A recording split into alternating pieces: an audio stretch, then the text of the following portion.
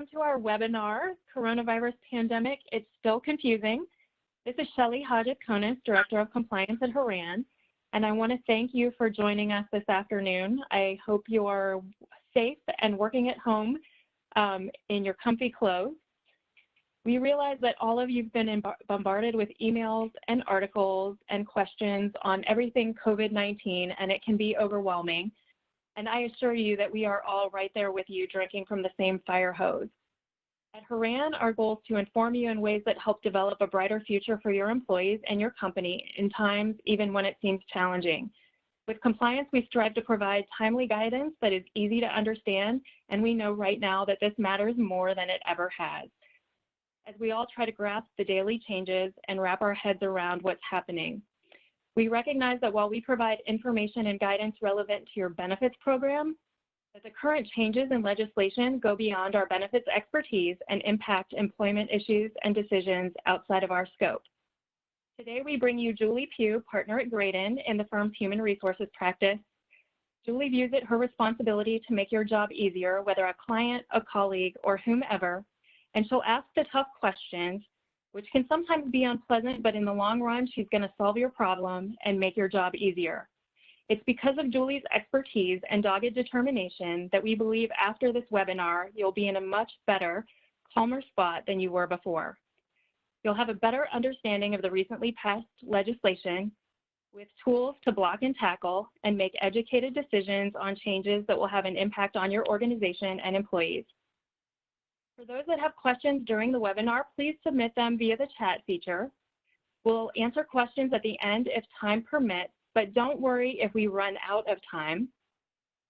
Our intention today is to follow up the webinar with a frequently asked questions document that will address your concerns. Julie, we know you're really busy right now, and we appreciate you offering your insights and expertise to us, our clients, and our friends. And Julie, I'll turn it over to you. Well, thank you so much, Shelley, and thank you to HORAN for having me here for what we'll call a light lunch break, right? I'm kidding just a little. But we are going to spend about the next hour together diving into this legislation and guidance that has been released a couple of different times. Keep in mind that this is 15 days old. As of today, it's April 2nd. That's what's there on your screen. This has been going on from a legislative standpoint for just 15 days. So we've seen the bill proposed, revised, passed, some guidance issued, some more guidance issued, and then last night was the final rule from the DOL that was published. So I spent quite a bit of time last night and this morning getting up to date on that 124-page newly released piece of guidance. Good news for you all. We are going to cover that during this next hour, but you should also know that much of the content of that was released last night codifies the DOL's Q&As that were released a couple of days ago. So we are going to dive into that. Before we get there, though, I just want to put up a welcome to fabulous Las Vegas. What happens here is not like Vegas. This is not attorney-client privilege. It doesn't stay in Vegas. We are providing this to you in partnership with HORAN as information that we've been able to gather, glean, and hopefully put into a digestible format, but it is not attorney-client privilege. If you do have specific questions as it relates to your situation, please contact your qualified employment attorney or HORAN as your partner in this as well.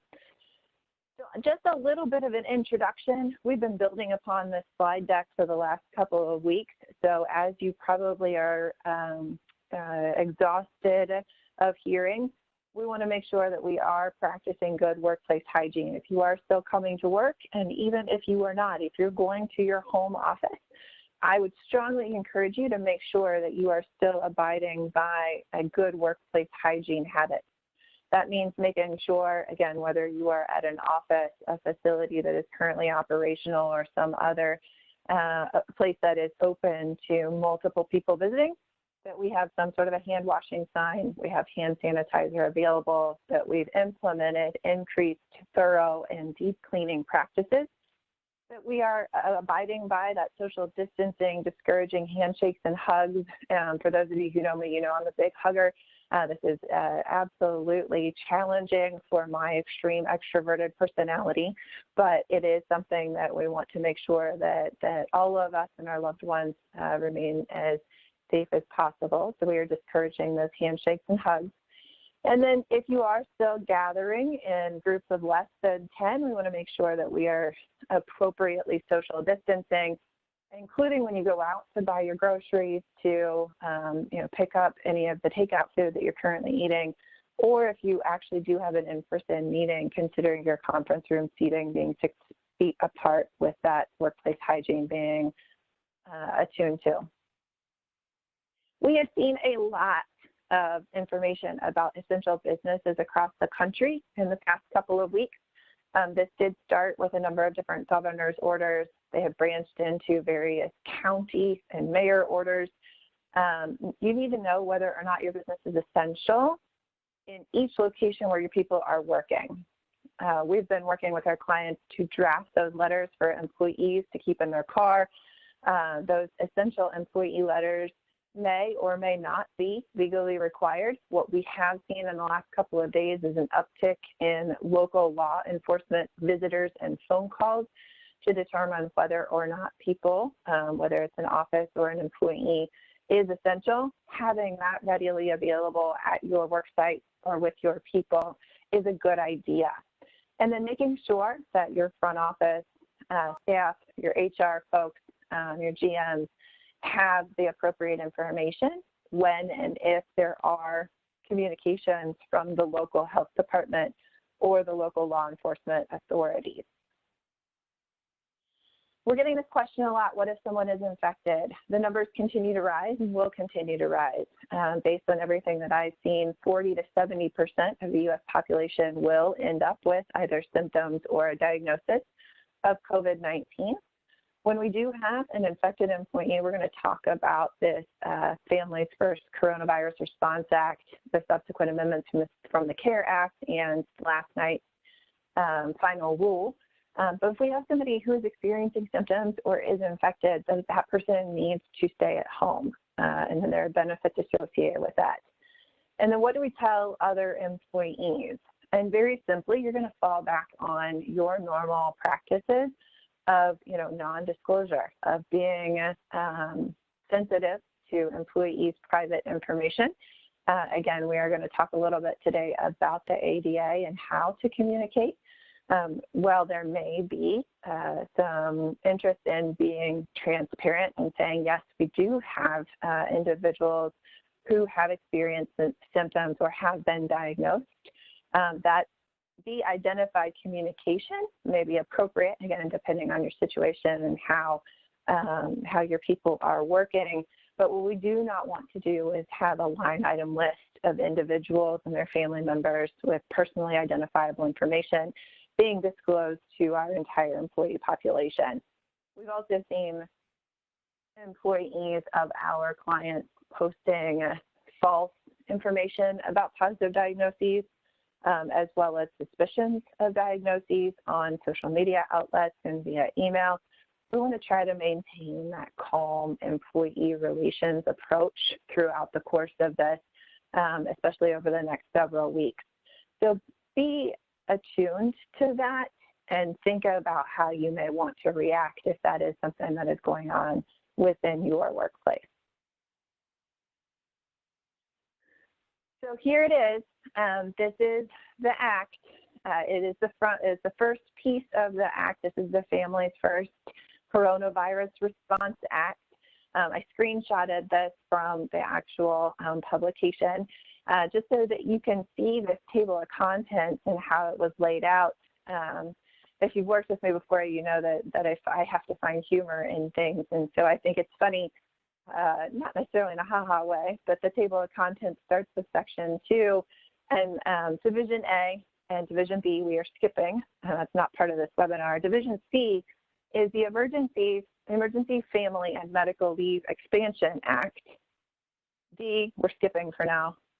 And then E is the Emergency Paid Sick Leave Act. Well, we're going to talk about the Paid Sick Leave Act first, and then the FMLA Expansion Act, because that's kind of the way that they go together. And I find humor in the fact that they were listed in the order in the Act this way. So, so we're going to start with talking about the Emergency Paid Sick Leave Act, and then we're going to talk a little bit more about the EFMLA. And I do skip the second E because for whatever reason, the E familia is not working for me. So I do call it, for purposes of our conversation today, when I say EFMLA, I'm referring to the Emergency Family and Medical Leave Expansion Act.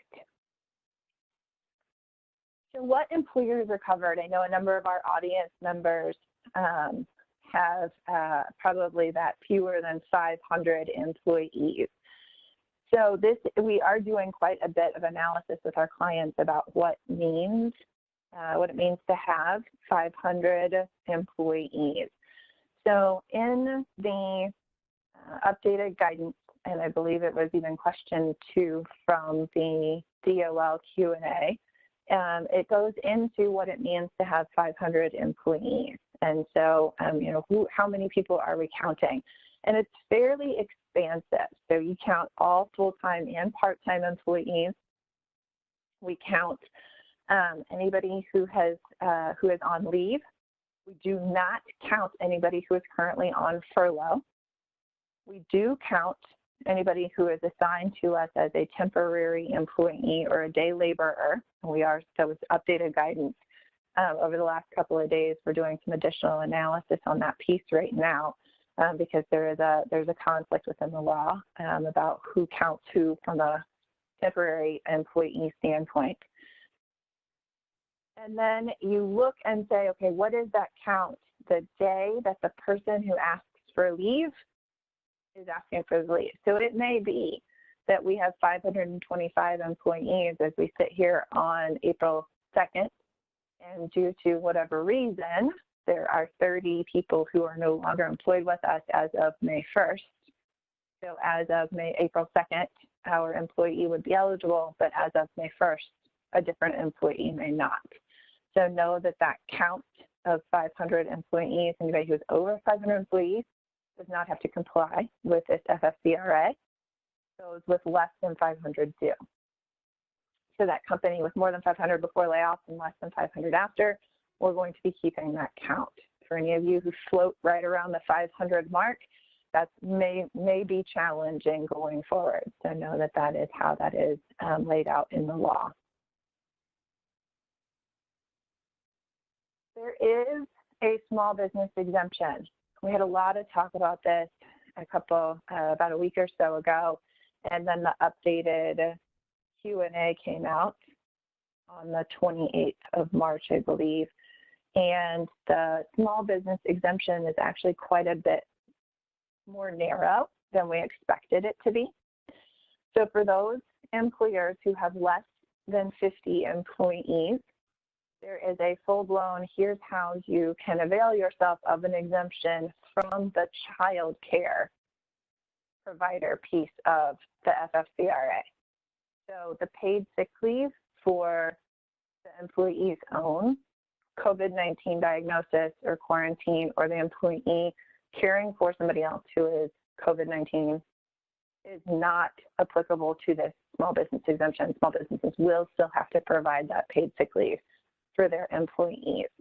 I'm not going to spend too much more time on the small business exemption other than to say, if you do have less than 50 employees, please make sure that you are looking at that with Qualified Employment Counsel. There are specific reasons that you can say no, and you can say no to one employee but not another one. But we got to have very, very clear and good documentation of what we did and why.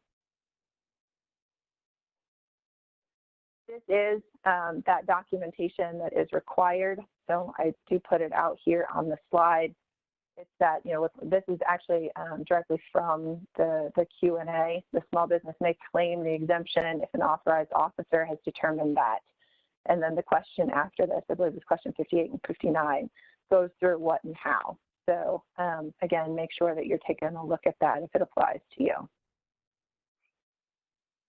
So then who is a covered employee that may be eligible for the paid sick leave, or I call it the PSL, or the EFMLA. And so it's any employee for the paid sick leave. So that is anybody who is currently employed and there is work available for that person. We're going to get into that a little bit more here in a minute. For the EFMLA, it is anybody who's been employed at least 30 days. Now, the CARES Act did update that 30-day requirement and said that if the employee was employed prior to March 1st, 2020, and is rehired subsequently in 2020, and was employed for 30 days prior to March 1st, they're automatically going to be eligible for that EFMLA. So just a slight tweak on the covered employee piece in that follow-up legislation. But remember, someone who is not covered on day one for that EFMLA might be covered at a later date because they then have been working for the 30 days.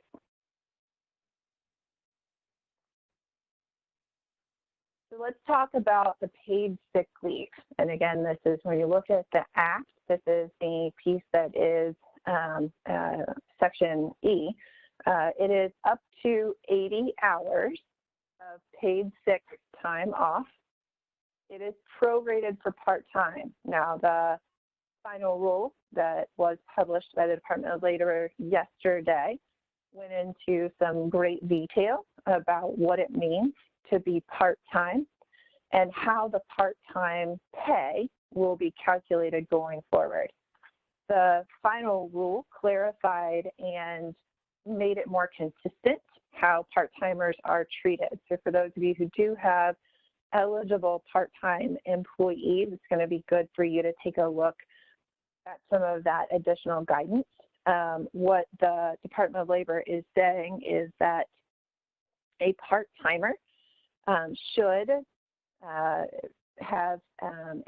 should use a 6-month running daily average to determine how many hours per day for and the Department of Labor clarified this last night too, 2-week period for the paid sick leave. So basically what that means is you take the number of hours that somebody had worked for the last 6 months and you divide it by the number of days, and that's how many hours they get paid for the entirety of the 2 weeks. They then also clarified the amount of pay for a part-timer for those 80 hours. And for now, let's talk about care for self because it's that 100%. We'll talk about that here in a minute a little bit more as well. And what the Department of Labor did was clarify that the regular rate calculation for those part-time individuals should be a weighted average over a period of substantially greater than 2 weeks. And then they determined that that should also be that same 6-month period for determining the rate of pay for a part-timer who is taking that paid sick leave for the 2 weeks of eligibility due to the coronavirus. There's a lot more detail in those calculations. So if you do have questions about how to make sure your part-timers are being paid appropriately, take a look at it and then bounce it off somebody else if you need to. Your payroll provider can probably also help you make sure that those calculations are being done correctly. But given that it has come out so recently, there may be a little bit of lag there, but we just need to know that there is some good guidance and some very specific calculations the Department of Labor expects us to use when doing that part-time calculation. The paid sick leave does provide that full pay for an employee who has an illness or is in quarantine, and then 2/3 pay for most other reasons. So here's a chart. I actually published a blog on this on the 23rd. It's been updated a little bit just because of the tweaks that the additional Department of Labor guidance has given. You can find this on Graydon's website under our COVID page under one of my blogs. But I'm going to walk through each of these 5 reasons for paid sick leave. I did not put the 6th one in here. The 6th one we still didn't get any guidance on. What that one basically says is any other symptoms that I think it's HHS says that somebody could be experiencing. I haven't figured out what that is yet. If we do, at some point we'll publish something on it. But for right now, let's focus on these 5 reasons for leave under the paid sick leave provision of the FFCRA. So the first one is the employee is quarantined due to local, state, or federal order. The guidance from the Department of Labor last night expanded on this pretty significantly. It is a broad coverage, much broader than we thought it would be. It is basically saying that any stay-at-home or shelter-in-place order is going to provide for paid sick leave if that employee's quarantining due to the order results in them having to miss work. And the final rule that was released last night, the explanation is one that we've been using actually for several weeks, and that is unless there is work available, there is no leave to be taken because there is no work available. So the Department of Labor uses an example of a coffee shop in this final rule. And what it says is that if the coffee shop is closed because the stay-home order, like in Ohio, says that restaurants have to be closed or there are no customers and the coffee shop closes, that person who has been quarantined as a result of that stay-home order is not entitled to paid sick leave because there is no work from which to take leave, which makes sense. It then starts talking about teleworking. And so what the final rule last night did was give a good definition of teleworking, which I'll get into in a minute. If the employee is ordered to stay at home and can still telework, but then becomes ill and cannot do the work from home because of COVID-19, or there are other extenuating circumstances. And the Department of Labor in the final rule uses a power outage. The individual, in this case, it was a lawyer example, is working from home because of a stay-at-home order, and then the extenuating circumstances, like a power outage or an internet failure, causes the employee to not be able to work because they cannot work from home because they are subject to a stay-home order. At that point, the paid sick leave kicks in. I don't know what to think about that, guys. It's a lot of if-then. There are going to be some very specific factual circumstances that you're going to have to wrestle with while this law is in place until December 31st. Just know that that is one of the reasons that an individual may be eligible for paid sick leave. And if it happens, keep your blinders off and really think about whether or not it could be subject to this particular law for that full pay of up to 80 hours at a regular rate of up to $511 per day. Now, I did put a pay code in here. I know these are not the pay codes that your payroll providers are using. This is just a reminder piece to say, hey, make sure that you've got this set up so that you do have a pay code where you can keep track of the amount of wages and healthcare benefit costs when somebody is being paid under one of these provisions. Okay, so that's the first one. The second one is the employee experiences symptoms of COVID-19 and is seeking a medical diagnosis.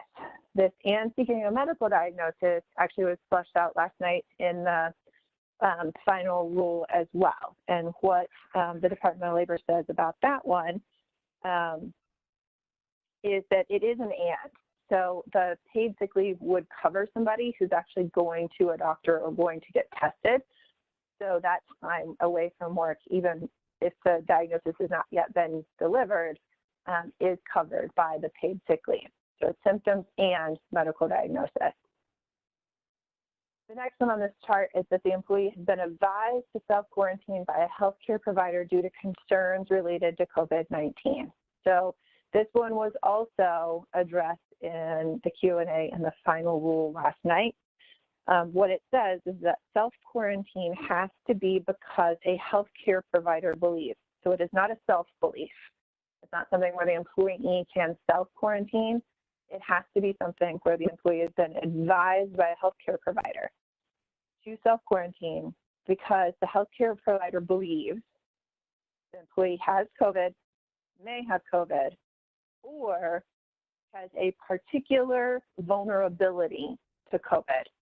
So what that is calling for is the person who is self-quarantining because they have an underlying health condition that would cause them to be particularly vulnerable to COVID if they were to catch it. So here it re-emphasized the position that we've taken, that fear of it alone, for an individual's fear alone, is not going to be enough to kick in for paid sick leave under the FFCRA. So those are the three reasons that an employee may receive 100% pay if they work for an employer with less than 500 employees under those particular circumstances. Flipping over to the care for others. So the employee caring for a family member who has been diagnosed with or exhibits symptoms of COVID-19, that is, it also includes if the employee is caring for somebody who is under a quarantine or isolation order, although I haven't really seen a whole lot fleshed out on that caring for somebody in that circumstance. So, and here it is actually the employee is caring for an individual. Now I have family member in this chart in part because that was clarified last night.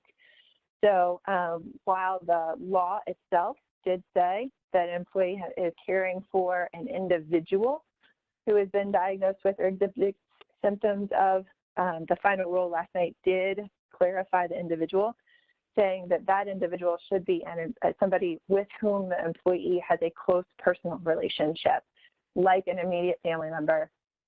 They also use the term roommate, although I use family member here just to let you know that there has been some clarification on that we've received through that final rule last night. So know that the employee who is caring for an individual would be required to, with the notice provisions were also released last night, provide information about the relationship with that person for whom they are providing care. The last one is the one with the child care. This is because the school or child care provider is unavailable due to COVID-19. We've gotten quite a bit of information about this particular provision since it was first written into law 15 days ago. The most interesting piece of the final rule that was released last night, probably one of the two most interesting for me, is that this employee who is required to care for a child because school or child care provider is unavailable, the Department of Labor clarified this last night, and employees aren't going to like it, but I want you guys to know that what the Department of Labor says is that the an employee does not need to be provided leave for child care if another suitable individual is available to provide for the child's needs. Now, proving that from an employer standpoint versus proving that from an employee standpoint, I think is going to take a lot of good discussion amongst the employee and the employer. So that care for a child piece of it is not just, it's a little bit more narrow than I think we thought it was going to be. So that's your chart. This is something that I actually use quite a bit when talking with our clients about who would be owed what and under what circumstances. We'll continue to be taking a look at this. It's on our website and update it as needed. So that's your paid sick leave piece. Now, moving back up in the law to Section C, let's talk about the EFMLA. Again, I forget that second E, so forgive me. But this is the Emergency Family and Medical Leave Expansion Act. So the EFMLA provides up to, and it's 10 additional weeks of paid family leave, but it's actually a total of 12 weeks. And this was clarified in the final rule last night as well. It does provide 2/3 of the employee's regular rate of pay for an employee who is unable to work due to a bona fide need for leave to care for a child whose school or child care provider is closed or unavailable for reasons related to COVID-19.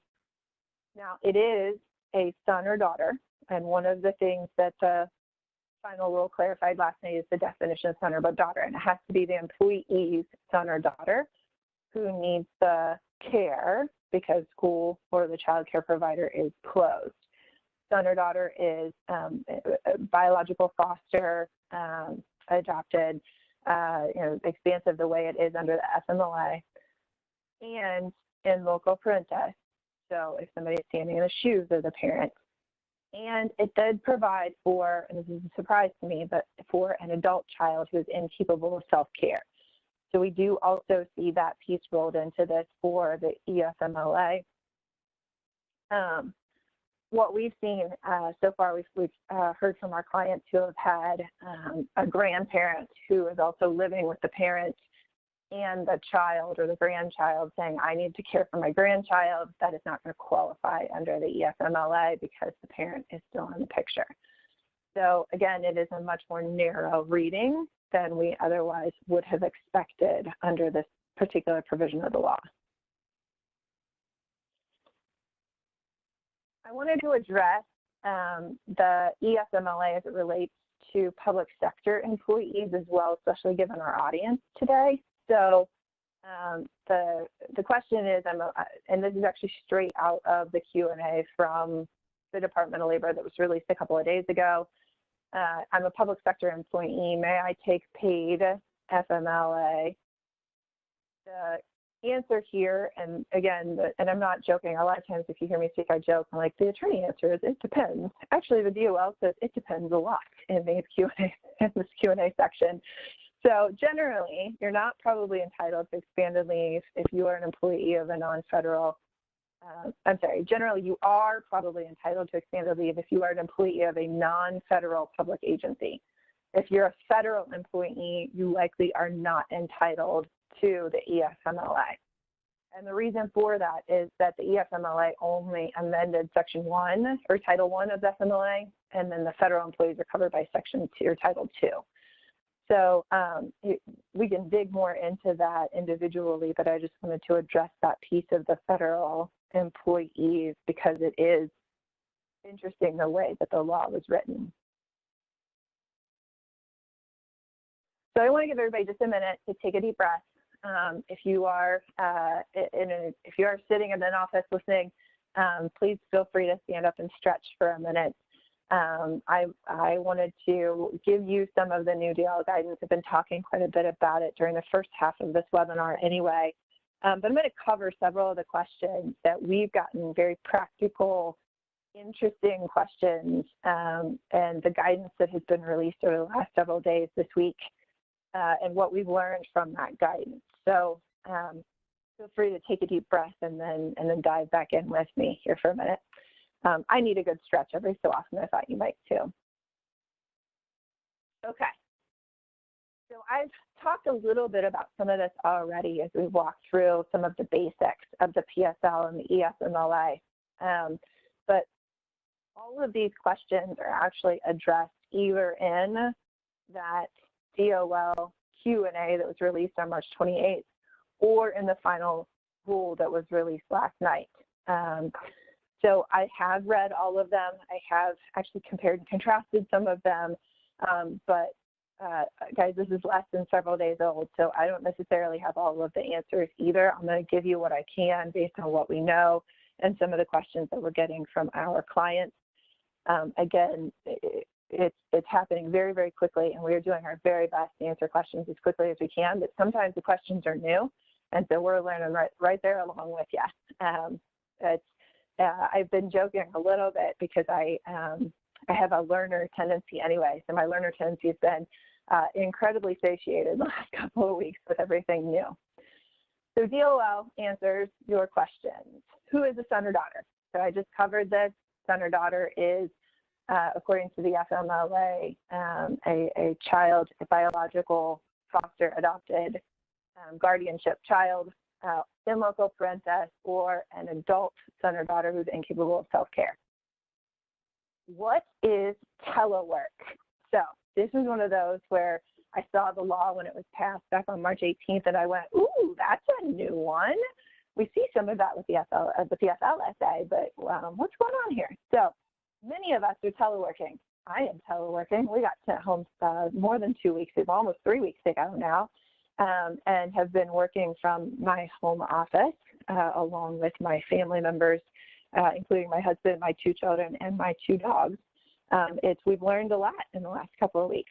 There is a new provision in this particular FFCRA, the Code of Federal Regulations that was released last night is Section 790.6A that addresses what is teleworking.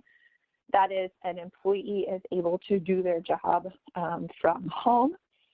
Under the FLSA, there is a principle that says if a non-exempt employee is working from home, typically hours worked are going to be considered from when the employee performs the first principal activity of work until they perform the last principal activity of work.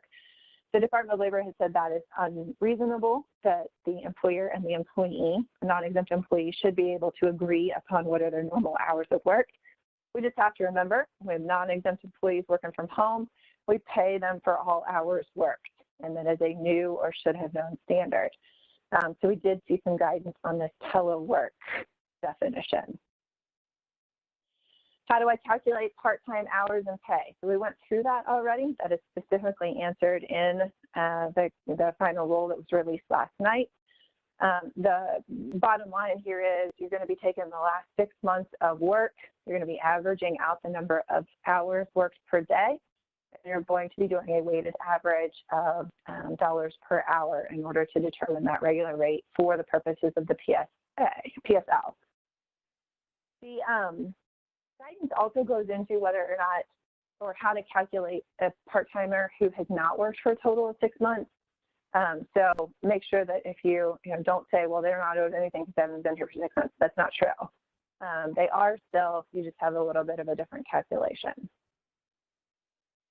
What is the timing issue between the PSL and the EFMLA? So this was one that I actually was scratching my head on because in the original law, the paid sick leave piece was for 10 days. So it says 10 working days. And the EFMLA, like the FMLA, was measured in terms of weeks.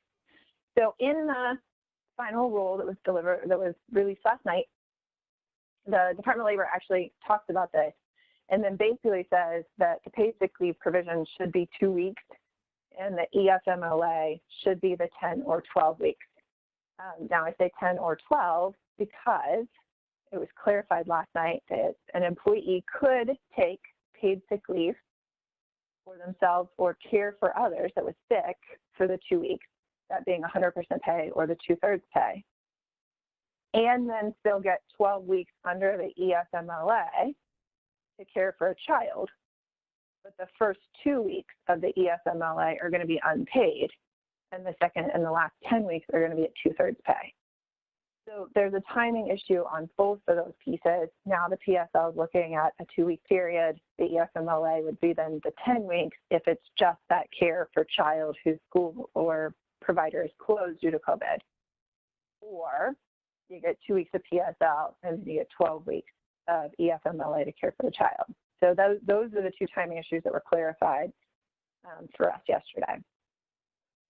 Which also answers the next one, which is how much combined FMLA and EFMLA. How much combined of the FMLA and EFMLA, it's a total of 12 weeks.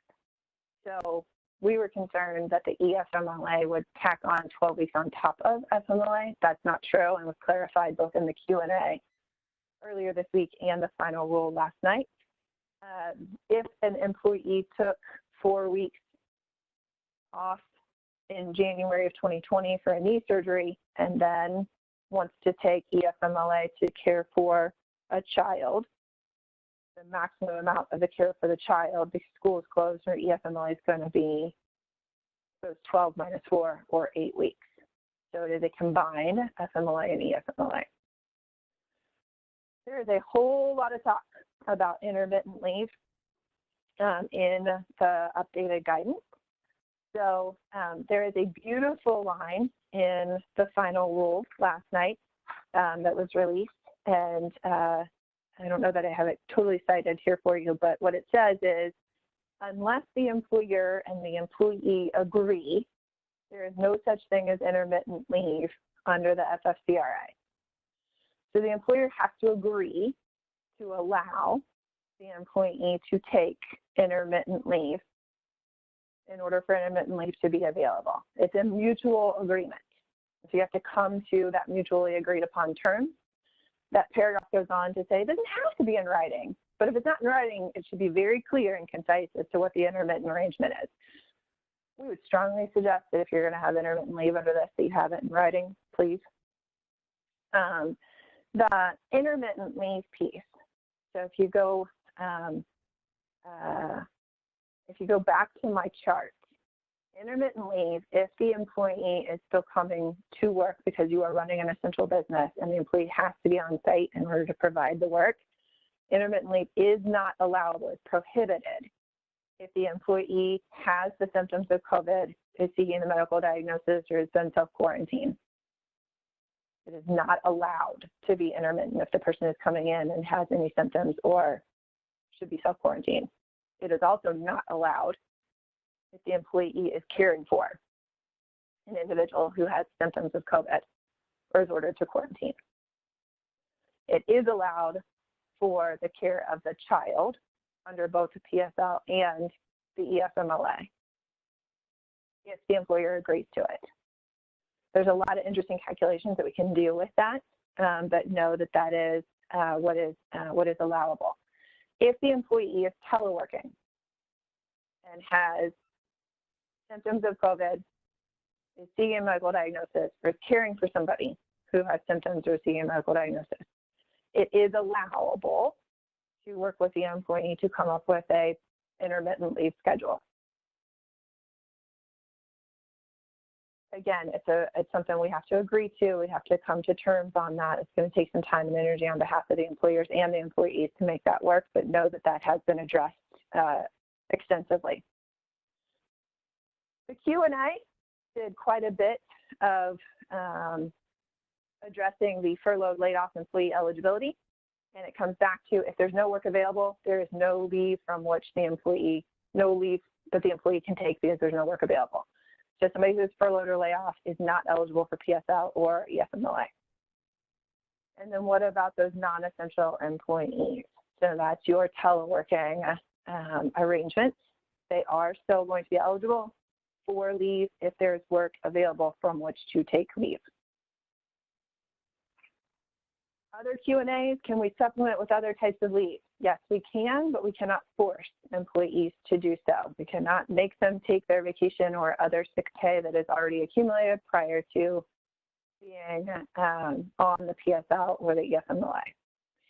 What about documentation? So the documentation was actually addressed pretty extensively in the final rule last night. The employee is required to give written notice to the employer. The notice is outlined in section 826.100. It has to be a signed statement, including the employee's name, the date of the leave, the reason for the leave, why the employee can't work due to the leave, the name of the healthcare provider, if applicable, or the name of the closed school. So they did go into quite a bit of detail about the documentation. We do have Graydon does have a need for leave request form that we did publish last week.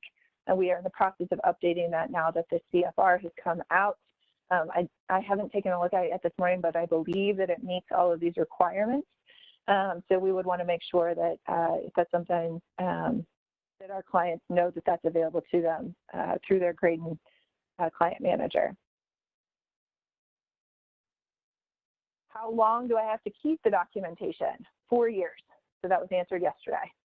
So the documentation should be kept for 4 years. And then this was my second favorite. So I hinted at this earlier. So how much time can one person get under the PSL? We had an offline conversation amongst our attorneys probably last Friday when we were talking about, wait a minute, so if you don't have to be employed for 30 days in order to get paid sick leave, you could be hired on a Monday, take paid sick leave on Tuesday, get paid for the full 2 weeks. There's no return to work requirement. So then if you quit the following Friday, could you then be hired somewhere else and get another 80 hours, get another 2 weeks of paid sick leave from another employer? And the Department of Labor last night specifically said no. So I got kind of excited about that one. There is a provision that specifically says it's 826.160F. One individual maxes out at 80 hours of paid sick leave. They're not entitled to more paid sick leave simply because they have a subsequent employer.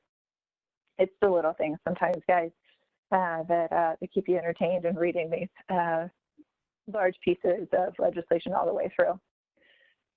So here, just a reminder, so take a deep breath. That was a lot of what I wanted to cover from a Q&A standpoint and give you the additional guidance that, again, we keep hearing about and synthesizing and analyzing for you so that we can help answer those tough questions that are going to continue to come up so that it is not quite so confusing. But I'll give you this. Don't forget that the foundational skills that you've always used still apply. So we're talking about people's medical conditions. We're talking about health. We're talking about safety in the workplace.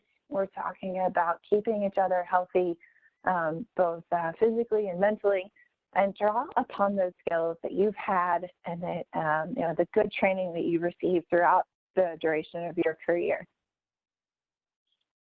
This one's a little different. So the tax credits, though, in providing this paid sick leave and EFMLA leave, but the tax credits do provide for up to $511 or $200 per day, depending on the reason, capped at $51.10 per employee for that paid sick leave. And then the EFMLA also provides for that child care tax credit for all of the wages and the health care benefits paid for these employees. So you get 100% of the cost back when you go to file your taxes. Now, there was some good guidance from the DOL about how this works. This is taken straight from that guidance. So if you pay $10,000 in sick leave and is required to deposit $8,000 in payroll taxes, that is payroll taxes for the company and the withholdings from the employee, the employer can use the entire $8,000 of the payroll taxes to make the qualified leave payments and then file a request for an accelerated credit for the remaining $2,000. Example 2 is you pay $5,000 in sick leave and is otherwise required to pay $8,000 in payroll taxes, including employee withholding. The employer is entitled to use up to $5,000 of that $8,000 it was going to deposit for making the qualified leave payment. The employer would only be required to deposit the remaining $3,000 with the IRS on the next regular deposit date. So there's some good examples of the math and how those tax credits work that are out there that I just wanted you to see quickly. We dealt Julie, a lot. I have a quick question. Yeah, please go ahead. Sorry.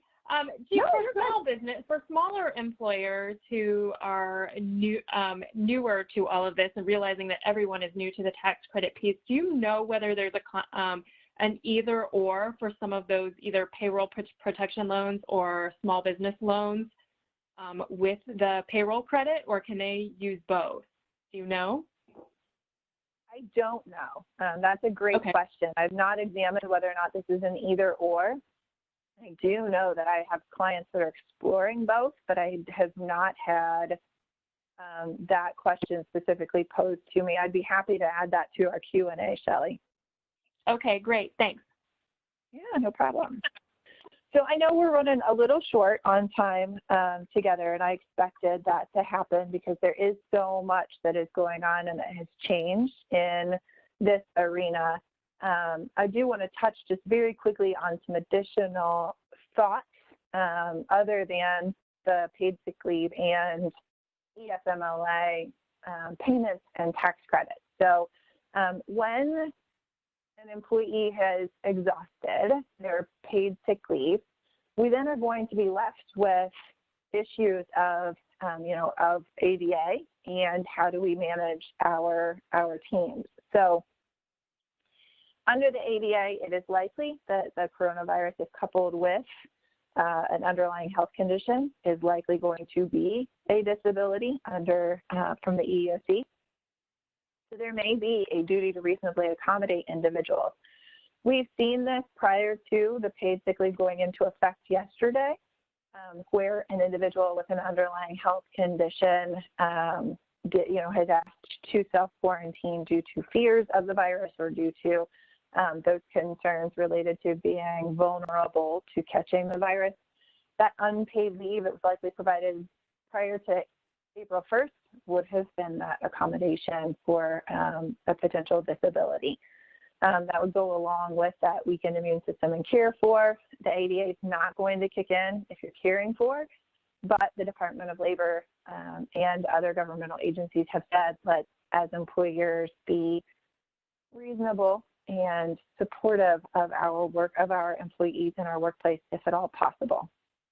And again, what if they're just plain scared? If they're just plain scared, that's not going to be covered by a law, but we do need to handle that with compassion and grace. Are we obligated to allow employees to work from home? The answer is no. There is no legal requirement to allow employees to work from home. Again, that may be a reasonable accommodation depending on if the employee can even do the job from home. Can we require employees to work from home? The answer to that is yes. So we've seen that come down over the last 3 weeks across the country. But don't forget that those wage and hour laws still apply. So again, it comes back to, are we tracking hours of our employees who are working from home, especially if those employees then become ill with symptoms of or diagnosed with the coronavirus.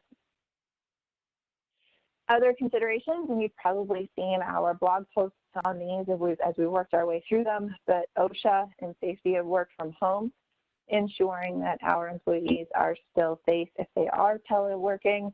Our team was encouraging our people to send pictures of their work from home stations, asking if they had the home office equipment available. It can require an employee to provide their own home office equipment, but we've seen a lot of our clients ensure that employees do have the tools available to them to make sure that they can telework. Workers' compensation, that is going to be something, is the employee injured during the course and scope of employment? We just need to think about that and make sure that if we do have workers' comp coverage, we understand what it's going to take to either have a claim made against us by somebody who's working from home or how to defend that. And then we've seen some privacy considerations depending on what type of work our employees are doing, ensuring that the family members are separate. As you can probably tell from me right now, all three of the family members I have in my house are completely separate from where I do my work in order to ensure that we have that attorney-client privilege and the privacy needed to do the good work that we do. We also want to make sure that Alexa and any other personal devices are not within earshot or are turned off so that they're not recording things that are going on, again, for those privacy considerations and reasons. We've been providing this language for a couple of weeks now, especially if we have people who are teleworking. This language basically says we're requiring you to work from remotely for a temporary period. What this is going to do in 6 or 8 or 12 months is make sure that we still have the ability to require employees to work from an office rather than remotely for ADA protection reasons. Again, we're teleworking under these extreme circumstances and not because it's how we actually want to do business. We can make that decision later on down the road, but it's good information to have. We do have to keep in mind other FMLA issues. So is the coronavirus a serious health condition? It depends. Some people are going to have mild symptoms. I saw this morning that a third of people may not even know that they're carrying it. But then there are also the people who are experiencing extreme breathing issues, hospitalizations, intubations. So it could be. It absolutely could be. And so the analysis can change depending on the circumstances of how the employee is battling the virus. And then what if the employee has a different FMLA approval? Is it the underlying COPD or is it the coronavirus? That is also something we have to analyze. And then any collective bargaining agreement issues. Yes, there are. If you have a CBA, please make sure that you are paying attention to that and make sure that we know how we're going to handle any of those labor union issues that may arise. I'm going to skip some of this. This is the layoffs and furloughs analysis, wage and hour issues we've talked about. One of the things I will say that we're seeing right now is a lot of companies considering salary reductions as a means to preserve cash. If we are going down the path of having a salary reduction, there are two real considerations I want you to keep in mind. First, we still have to meet the FLSA's salary level of almost $36,000, which changed at the beginning of the year. So you cannot cut an exempt employee below that, or you will lose that exemption. And the second is if it's a cut or if it's a deferral. If it's a deferral, let's make sure that we are not causing ourselves any deferred comp tax issues. Real briefly, the difference between a layoff and a furlough. I've been asked this question a number of times the last couple of weeks. A layoff is just like an end of employment decision. The person is no longer employed, the reason being due to lack of work. A furlough is the person is still employed, but is not being paid and is required to do no work as a means to preserve cash with the expectation that that person is going to come back to work within a short period. If you'd asked me 6 weeks ago, I would have said a furlough should not last more than 2 or 3 weeks because of benefits issues. We are now seeing furloughs being put out 6 and 8 weeks. I wouldn't push it out much further than that at this moment, but know that there are also potentially warning considerations if we do have layoffs or furloughs on our books. We did see the CARES Act pass within the last week. It did have some FFCRA revisions. It does, as Shelley said, have those SBA loans, enhanced unemployment coverage, and then incentives to companies who reduce hours but not headcount. So if those are things you want to talk more about, by all means, let us know. All right, here's your checklist. Really quickly, you've probably seen that most of my posts have been your daily to-dos. You may have kept up with those. If not, this covers some of that and then some more stuff. So post your DLL notice if you have less than 500 employees. You can post that via website, email, regular mail. There are lots of ways. The DOL has clarified how. Develop and implement policies addressing the PSL and extended EFMLA. We have a draft policy at Graydon. That's something that if you're a client, please reach out and let us know.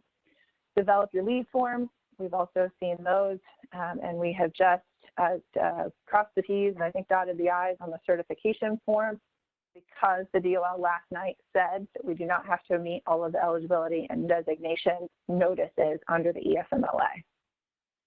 Work with your payroll provider, put codes in place, put a document retention system in place now. Again, that's 4 years.